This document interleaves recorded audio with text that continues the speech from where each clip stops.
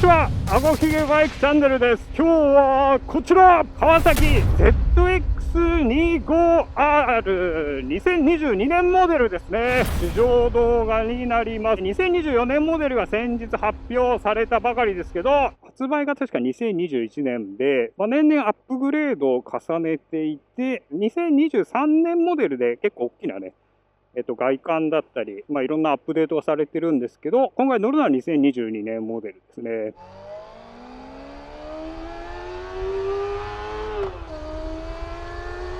すげえ音すな、これ。250cc クラスで唯一の水冷4気筒っていうことで、飛び抜けた特徴を持っているバイクなので、今日一通り試乗してみて、購入検討されている方の参考になればいいかなと思います。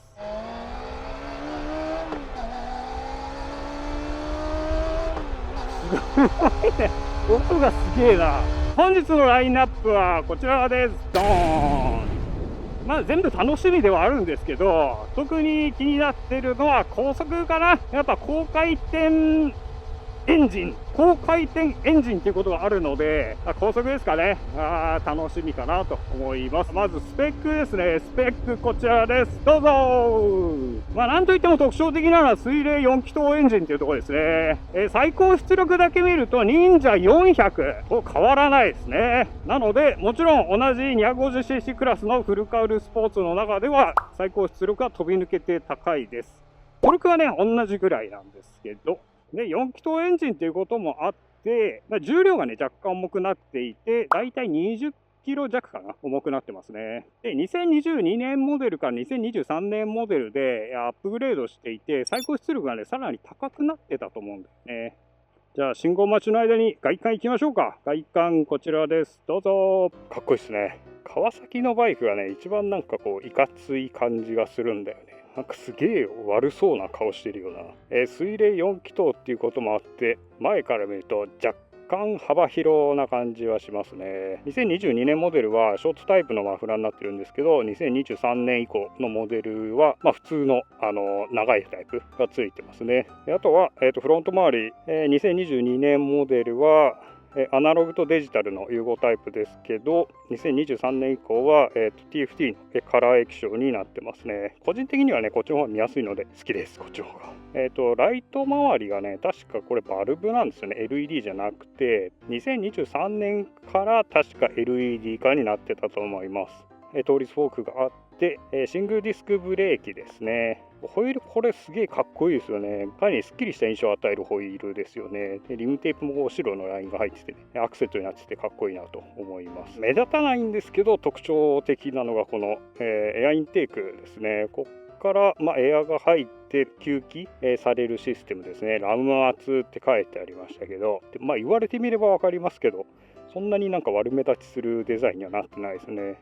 エンジンガードついてて、ちょっとエンジン周りはね、カウルついてるので見えないんですけど、4気筒、水冷4気筒でラジエーターと、あと、エキゾースト4本出てますね。で、アシスト&スリッパークラッチが標準装備で、嬉しいのはこれクイックシフター標準装備なんですよね。でタンクがね結構ボコンと張ってる感じがしていて、股があると分かりますけどかなり前傾姿勢になってますね。でさっきお話ししましたけど、特徴的なマフラーがついていると、長ネギ切ったような形になってますけど、この辺は好み分かれるところかなと思います。でサスペンションがついててかなり寝てますよね。これ2022年モデルはリアサスとあとフロントもそうですけどアジャスタブルではないタイプになってて、2023年モデルから、フロントリアともにアジャスタブルタイプになってます。メーター周りはこんな感じで、ドライブオンの2種類とトラコンが3種類ですね。あとオフが選べるようになってて、その辺の操作はこのボタンで全部やるようになってます。はい、では乗っていきましょう。足つきはね、まずなんだけど、ステップにちょっと当たるかなって感じはしますね。あとね、重心がね、若干上目なんですよ。重量が結構あるのと、あと4気筒っていうのもあって、かなり幅広な印象があるので、ちょっと取り扱い注意なところありますね。とりあえずパッと乗った印象なんですけど、やっぱり音がすげえですね。うるさいっていうのかな。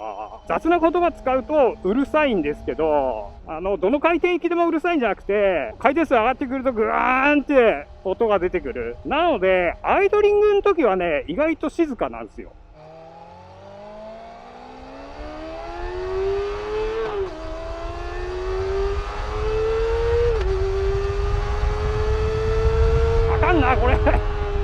いやばい。おかしいよ、これ。250cc じゃないだろう。つうか、熱っこれ。なんだっけ、何言ってたかもう忘れちゃったよ。別格だね、多分このバイク。まだ他の2気筒の、YZF とか CBR とかで乗ってないんですけど、これなんかすげえ感じするな、このバイク。ちょっと一つずつ行きましょうか、順番に。まず最初に言った音ですね。音は回転数上がればリニアに上がっていく感じ。なので、アイドリングの時は静かなんですけど、回転数見てもらうとわかるんだけど、これ。最初のメモリがさ、4000回転なんで、これ。トップ回転が、これ2万回転か。で、レッドゾーンが1万7000ぐらいですね。ちょっと感覚、ずれますね。普段乗ってるバイクと。で、今回してるのは8000回転なので、ただ8000回転の割には振動もサウンドもかなり、抑えられてると思いますよ。穏やか。アシスタントスリッパークラッチがついているのと、あとクイックシフターがついているのと、さらにオートブリッピング機能もついているようなので、多少乱暴にミッション変えても、エンジンの回転数がついてくるという形になっていますが、さすがにね、1速2速はね、クイックシフターだとショックありますね。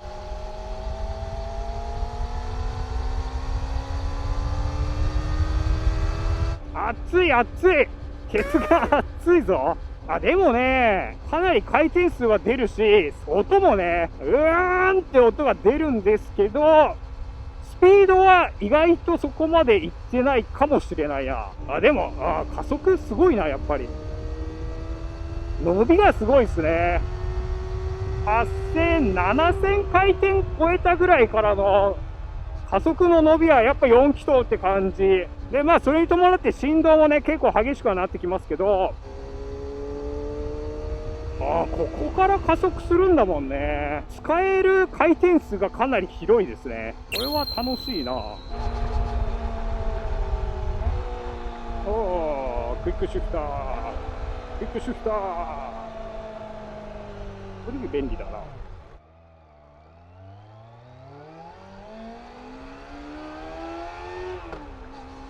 1速2速は普通にクラッチ使った方がいいですね。ちょっとね、合わせる回転数が難しい気がする。乗車姿勢は結構前傾ですね。私多分今まで乗ったバイクの中で一番前傾じゃないかな、これ。ニーグリップしっかりできるんですよ。太もも全体にかけてタンク挟める感じになってるので、足にね、ちょっと力を入れてあげると手はだいぶ楽になりますね。こんな感じ。意外とこれお尻熱いね。250cc だけど。さあ、峠道です。8000回転と1万回転あたりで音色の変わるポイントがあるような感じするな。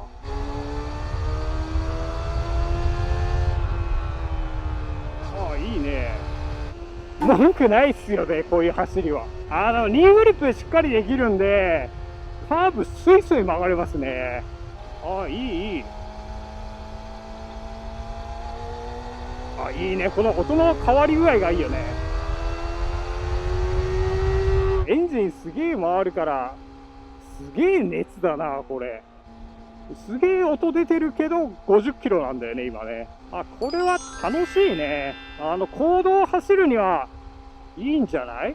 なんか速度の割に音がすげえなって感じはしますけど、でも高揚感というかな、エンジン回してますぜ、みたいな感触がすごいありますね。だからね、乗っててね、気分がいい。スピード出てなくても気分がいい。いや、面白いバイクだね、川崎さん。いや、これ十分だね、250cc で。このバイクで結構楽しめるね。よし、それでは市街地走行です。これがね、多分そんなに市街地向いてないんだよね。もうわかるよ。4000から6000回転あたりがちょっと癖があるというか、回してもそんなに前に出てく感じしないかな。揺れるね。出だしはね、結構スムーズなんですよ。スムーズなんだけど、その後の伸びがいまいちなところがありますね。低速域だとね。20キロ、30キロぐらいで走り続けるっていうのはちょっと苦手かもしれないですね。で7000回転だもんね。もうちょっと回してあげたいんだよね。2速で走るのがちょうどいいのかな。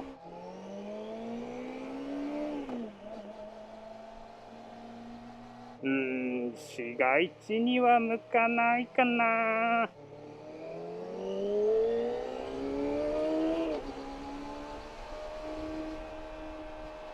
市街地をこう爆音で走りたいっていう人でなければ、あまり市街地走行に向いているバイクではない気がする。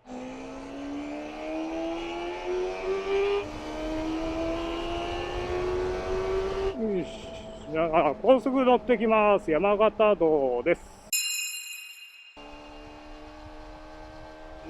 さてさて、高速です。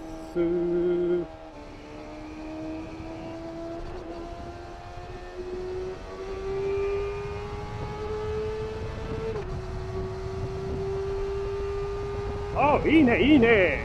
高速。6速。もう加速は申し分ないですね。スピード出すぎちゃうな。排熱すごいな、これ。5速からいくか。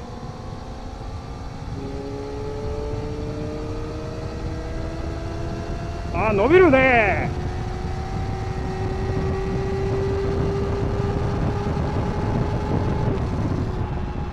いや、すげえな。1万回転超えてもね、まだまだ伸びるんですよね。すごいね。さすが4気筒。次6速で。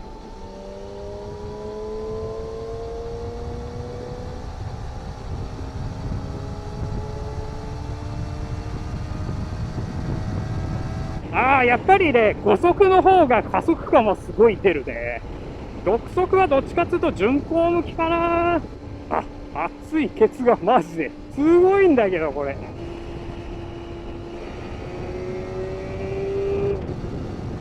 4速面白いな、これ。こういう時クイックシフター楽ですね。米沢、福島。ちょっと混んでるね、今日。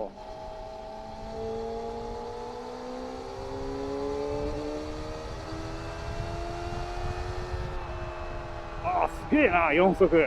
楽しいな、音が。音がいいね、これは。高速で音楽しむなら4速ですね。そんなにスピード出なくてもね、結構こう、吠える音が聞こえますよ。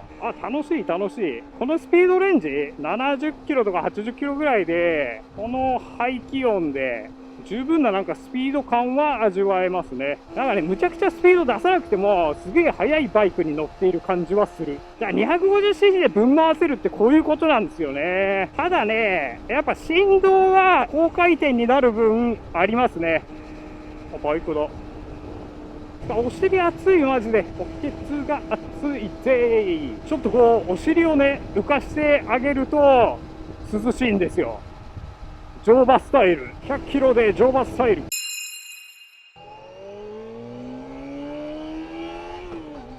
はい、それではまとめていきましょう。まずね、第一印象はね、うるさいね。いや、冗談なんですけど、全体を通して、結構ガチめの人のバイクだなっていう感じがしますね。ちょっとこう気軽に乗るバイクっていう感じではないのかなと。特に思ったのはその街乗りかな。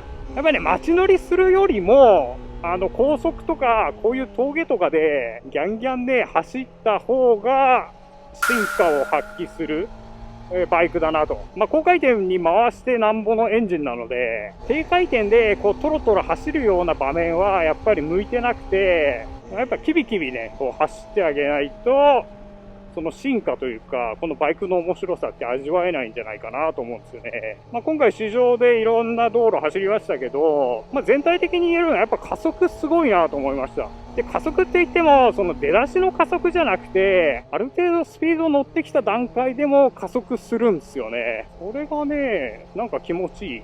で、途中何回か言いましたけど、このスピードに見合わない音というのかな。そういうとなんか語弊がありますけど、そこまでスピード出さなくても、音がね、気持ちいいんですよ。すごい速いバイクに乗っている感覚になる。なので、公道でも、十分楽しめるバイクですね。公道でもっていうか、法定速度内でも十分楽しめるバイクだなと思います。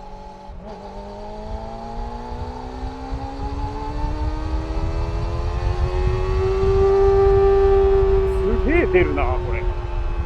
でね、コーナリングは、ちょい重心上目なのかわかんないですけど、若干重めな感じはするんだよね。この出だしというか、カーブの最初、車体傾けるときに少し重いかなって感じはするんですけど、ただコーナリング自体はかなり素直にスイスイ曲がりますね。思ったよりも乗りやすいバイクでしたね。ただもうちょっとなんか試乗したい感じはあるかな。なんつうか奥が深いというか、まだちゃんと扱いきれてない感じがするんですよね。最後気になるところですね。積載が少ないとか、音がうるさいとか、そういうのはちょっと置いといて、気になる点挙げるとすると、一つはね、振動かな。これ4気筒だから振動少ないかなと思ってたんですけど、アイドリング時は少ないんですけどね、結構ね、休憩の時とかね、手がビリビリするんですよ。ただね、これ、原因は分かってて、回転数上げすぎつが上がっちゃう。上げたくなっちゃう。気持ちいい回転数のところ、8000とか1万とかなので、さすがにね、そんだけ回せば振動も来ますよね。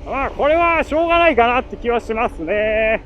で、あとね、もう一つは、これたまになるみたいなんですけど、そのエンジンがね、ちょっとかかりにくい時があります。なんかリコールかなのあれにもなったし、ただ私、今回試乗した限りだと1回だけだったかな。知らずに乗ってしまうとびっくりするし、ちょっとストレスにはなるかもしれないですね。総じて言うと、ちょっと買い物行くかとか、通勤に使うかとか、なんかそういうバイクではない気がするんですよね。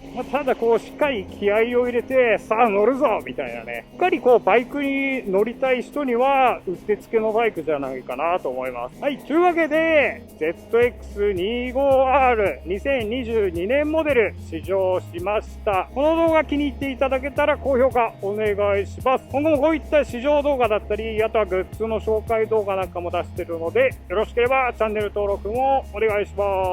ではまた次回の動画でお会いしましょう。バイバーイ。音がすごい。